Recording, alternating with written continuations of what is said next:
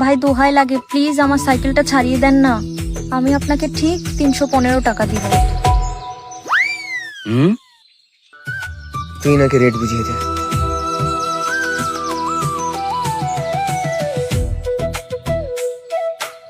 জি ভাইয়া, রেটটা বলুন।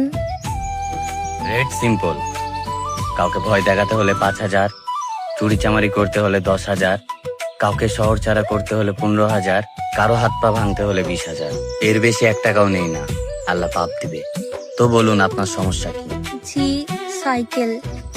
সাইকেল?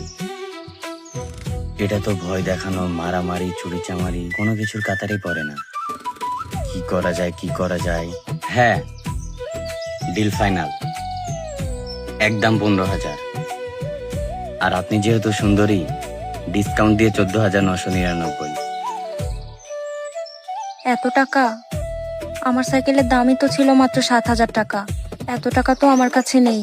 এত টাকা নেই? তাহলে কত টাকা আছে আপনার কাছে? ভাই দোহাই লাগে, প্লিজ আমার সাইকেলটা ছাড়িয়ে দেন না। আমি আপনাকে ঠিক 315 টাকা দিব।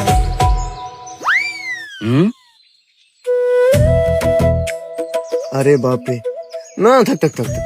এত টাকা ঘরে থাকলে ইনকাম ট্যাক্সের রেট পড়তে পারে।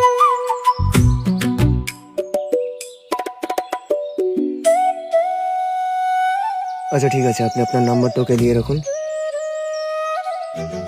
আপনার কাজ হয়ে যাবে।